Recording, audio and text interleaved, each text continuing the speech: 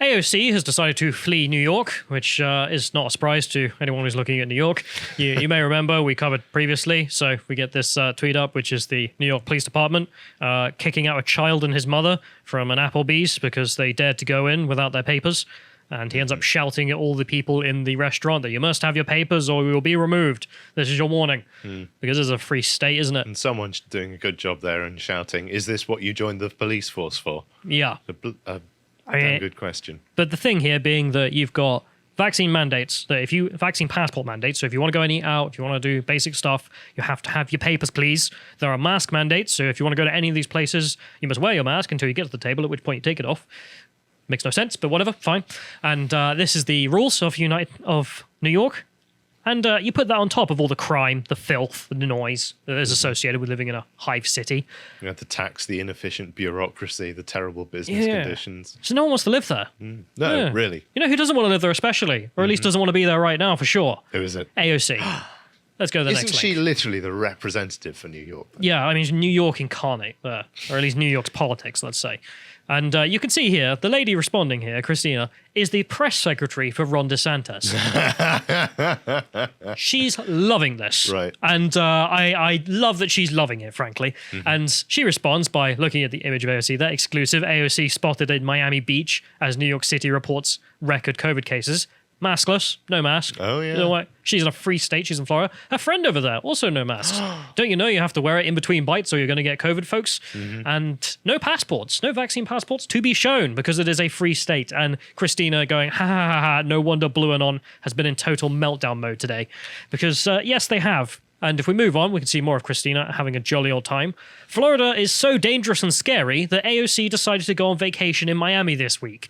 You know it's a free state when even a Democrat can enjoy cocktails without being forced to show her papers or wear a mask. Alligator emoji. Loving it. God bless Florida. Yeah, I really enjoy that his press secretary is just so on it constantly. Because leftists own themselves. They post their L's online endlessly, and it's always good fun. Let's move on to the next tweet of hers, I believe. And this is a story. So she's responding to an individual here who is saying a story about what happened in New York. While she's down there having her cocktails with no papers and no mask, my wife and I were kicked out of Lake Placid, New York hotel last night for not wearing masks in the lobby. Irate manager told me to wear a mask. I told him I don't comply with mask mandates. He called the police department and had us removed for trespassing. Insanity, and will never spend a dime in New York. Yeah. Yeah. I mean, if you have an experience like that, you're not going to come back again, are you? And then she's responding with that's absolutely crazy. So you've got, the press secretary of the Florida governor is having to deal and respond to complaints of residents of New York because... well, she's probably doing it on behalf of AOC, seeing as she's gone to Florida. She doesn't have time to go on her phone checking messages. Yeah. Instead, Christina's doing the representative part of representative government. The press secretary is having to do this for you, AOC, because you're too busy having cocktails. I might adopt the alligator emoji as a symbol of freedom, the way this is going. Honestly, yes. Anyone in Florida Let's make it happen. Should be feeling incredibly proud. I know many of you are. I always get some messages after we do a segment on Florida Man, which is all like, hell yeah. Like, just gloating that they're living in a free state. Nice. Let's continue. Let's go to the next one. And I believe, let's move to the next one, which we have her making more fun here. Hashtag where's AOC, mask free. Hashtag AOC, where's AOC was trending apparently in response to this, of course, because she's in the free state. And then if we keep going, we can get some more from Christina here. The point she makes as well, which is not just AOC, who is a Democratic refugee from her own thoughts and actions. It's a lot more. Isn't there a disproportionate amount of red states at the top of this? Net internal migration. Migration of Americans. Where are they moving around in the United States? Number 1, Florida. Number 1, 220,000 people moved to Florida. Goodness me. In the previous year. If you scroll down on this, please, John, I think we can probably find New York somewhere. Ooh, where could it be? Where could it be? In the middle? Not there. No, it's second from bottom, right next to California. 352,000 people have left New York. In a year, is this? New York and California within a year. Over 300,000 in both of them. I mean, over 350,000 both of them, actually. Wow. People leaving. Where are they going? They're going Florida. Just like AOC. Fleeing their own actions. Let's move on. So let's go to the next one. Oh, no wonder they've imported over 2 million immigrants this year. Someone needs to live in New York. You can see a Jewish deplorable here saying DeSantis needs to tweet this, and he certainly does. So it's a fake tweet. Enjoy your vacation, AOC. Welcome to the free state of Florida. He totally does need to, and I don't know. Come on, Christina, just hack into his account, do it. And if we go to the next one, we have Team DeSantis, who did decide to do something like this. Welcome to Florida, AOC. We hope you're enjoying a taste of freedom here in the Sunshine State, thanks to Ron DeSantis' leadership. She certainly is. They also say underneath here, P.S. We recommend the rock shrimp roll and akai tao in the Aikitai. Japanese speaker over here. The next time you decide to dine in Miami, cheers. So I don't know whether those places are any good, but Team DeSantis is endorsing them, so they can't be that bad, can they? Well, so that she's not the only COVID idiot fleeing her own actions, as mentioned. Within the United States, there are literally hundreds and thousands of them, about 700,000 minimum, as listed, including AOC, so 700,001 at least. Then we also have the same situation in the UK, because the Celts. And so this is the story here. You may remember Boris Johnson and us endlessly covering the hot water he was in. This was for a reason, which is that he was caught out, finally, and he had to decide whether he was going to lock us down for Christmas and New Year's. And as you can see here, he ended up not doing that. And the reason he ended up not doing that, quite frankly, is because of the pressure put on by the public through their MPs and then the ministers. By you guys. So anyone who sent their emails into the MPs, maybe they were a BS person about the vote and all that, but the public pressure nationally as an aggregate certainly did have the impact that we needed, which is to make the point we do not need to do lockdowns. And, well, it's as bad as it would have been with lockdowns, except a lot less fewer people are in poverty. That's the only difference. As you can see here, just Boris saying that they're not going to do that. So good on everyone. If we move to the next one, he is talking about whether or not he's going to do it for the after New Year's, apparently. Which, again, try it. Just try it. No one's going to follow it. Come on. You've lost this utterly. And it is a shame that we had to have him breaking his own rules be the thing that broke the camel's back instead of a principled stance from everyone from the government, just that we're not doing this. But whatever. We'll take it as we can. But if we go to the next one here, we have, of course, that the Celts did not do this. The Celts decided to go ahead and do lockdowns and say that you shouldn't have parties at all over Christmas or New Year's. The Scottish National Socialist Party up to its old tricks. Not interested in you having fun. No fun allowed in Scotland. Scottish government issues last-ditch plea to Scots, however, heading to England to celebrate New Year's Eve, to stay away from large-scale parties because Omicron poses a serious threat to the nation, they say.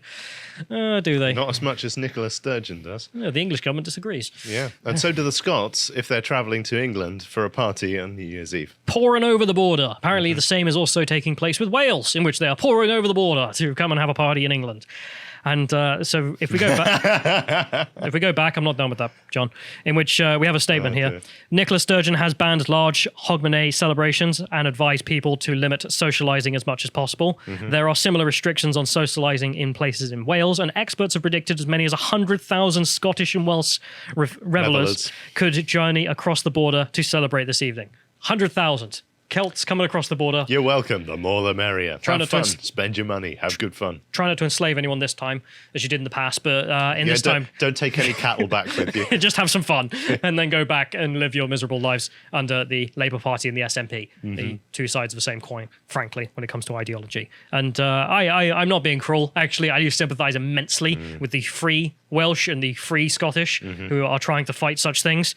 All the best to you. I remember Voice of Wales in Scotland as a shout out there of an organisation that is trying it, going with them a check out. People who were silenced by the BBC. But as mentioned, Nicola Sturgeon banning Hogmanay, which apparently she banned her own as well. So if we go to the next link, this is the Metro article. Man arrested for organising Hogmanay party at Nicola Sturgeon's house. Free country, ladies and gentlemen. You may remember that we, as in the English, found out that Boris was having parties every day during the last lockdown. And therefore, some guy set up a Facebook account, a Facebook party, saying, everyone come, party at Boris Johnson's number 10, come on down. And 1.2 million people ended up responding on Facebook saying, Lamau, sure. Of course, no one went, because you can't break into number 10 and have a party. It's a joke. It's a comedy thing. It's not real. It's not a serious idea. You might think satire, you might say. You might think I'm being over the top by laying this out. Police Scotland didn't get the joke. And as you can see, they decided to arrest the man who tried to do this to Nicola Sturgeon. And as you can see, New Year's Eve street party at Sturgeon's house. So at her street, not even in the house. So don't know what the like what you can even argue there. And they say, man arrested for organising the party. The man has been arrested for encouraging people to attend a fake New Year's Eve event at Nicola Sturgeon's house. The fake event being a Facebook post, which 1,000 people responded to. That was enough to call the coppers about the whole thing. Scotland's First Minister announced further restrictions that would come in, all but cancelling pretty much everyone's New Year's Eve. But one man, 33, seemed to have been tired of Mrs. Sturgeon creating an event on Facebook in which he invited everyone to go. More than 700 people confirmed they were attending, with 1,100 saying they were interested as well. So that's the interesting difference here, which is the Boris Johnson one completely blew up. Over 1 million people said they were going on Facebook. This one, not so much. So it's even not something that would come about as a major story in Scotland. Someone had to go looking for it, presumably, or was sent it and got really mad. Who done it? It's not Nicola herself, unfortunately. It's her sister. Go to the next link here. The Sun got the information here. Miss Sturgeon's sister, Gillan, 46, said she had reported the event prankster to the police.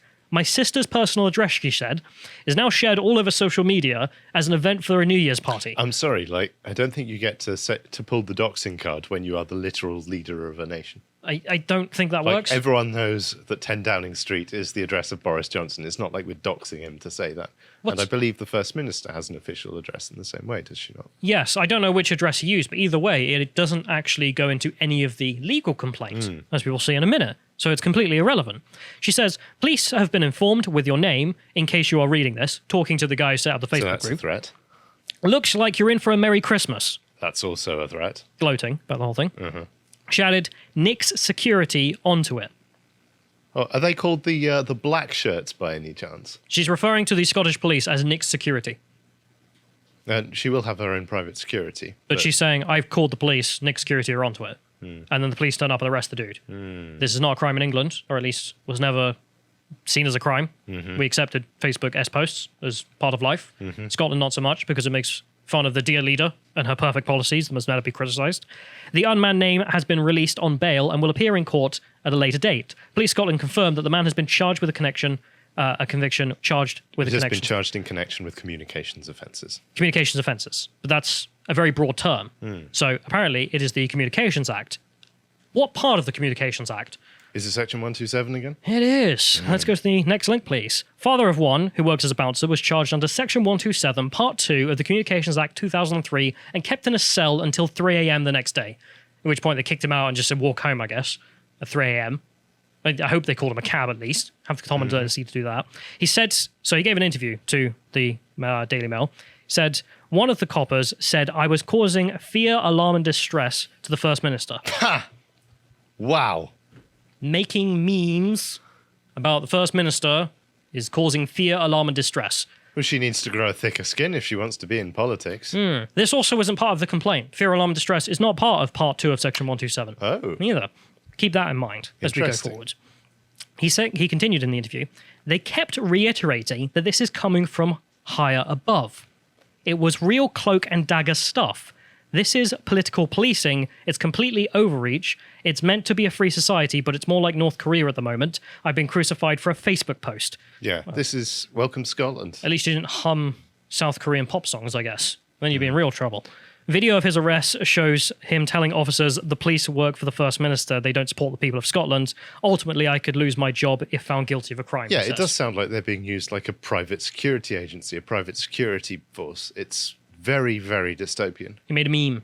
I mean, I'm waiting for Dankula to get arrested again, frankly, and be caught up on bogus charges as well. Or is he learned his lesson and is not going to make fun of the dear leader? I wonder if Dank's travelling south for Hogmanay. He's on one of these buses. I'd be moving south permanently if I were him.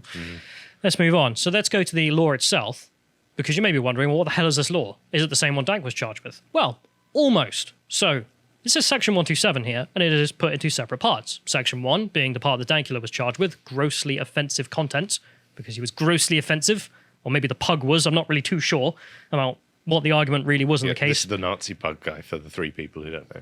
You know, even watching the case at the time and campaigning in the case and all the rest of it, I'm still not really understanding the opposition's argument because it was retarded. No, but the judge just decided to make an example of Dank. But they have part 2 here. So this is part 2 that he was charged with for making a Facebook group. What is that?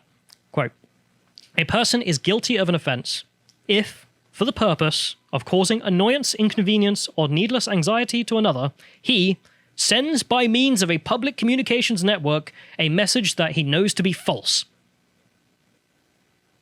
It's an incredibly open law. That's ridiculous. They're seriously arguing that he knew that his fake party was false. Of course he knew. That's the joke. How do you make that joke? How do you make any jokes or satire without knowing that it's false? That's the point in the... I mean, I was expecting them to at least try and make an argument, but instead, no, he said something that's false. So if you, according to their interpretation of this law, if you say something that is not true online, it is illegal under Section 127, Part 2 of the Communications Act. If it causes... Surely that cannot stand in court. If it causes annoyance, inconvenience, or needless anxiety.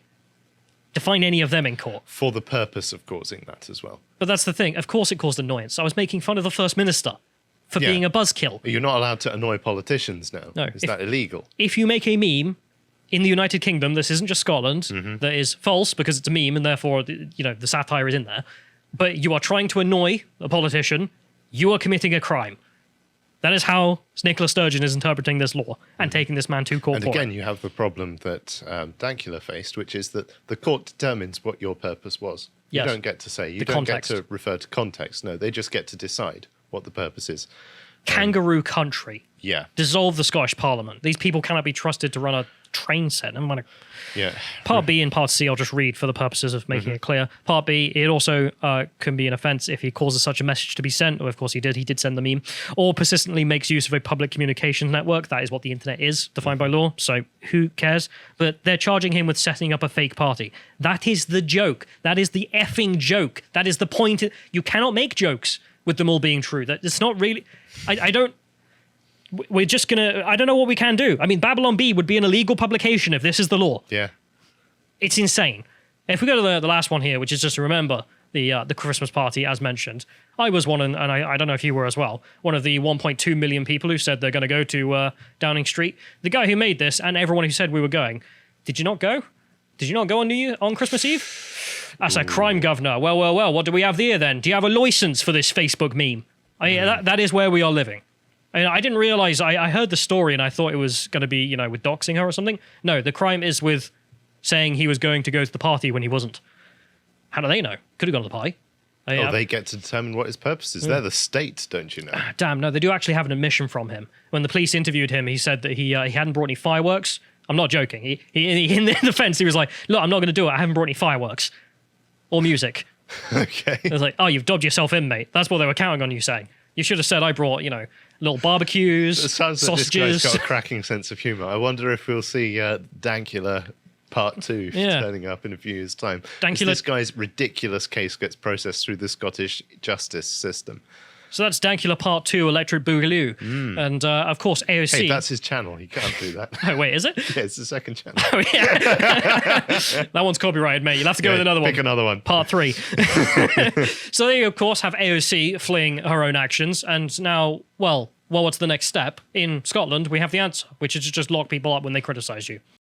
If you enjoyed that segment from the podcast, The Lotus Eaters, you can go to lotuseaters.com to get access to all the premium content we have on the site, such as this article from Hugo, What If COVID is the New Vietnam?, which is talking about the fact that, of course, we have shot ourselves in quite a rut, haven't we?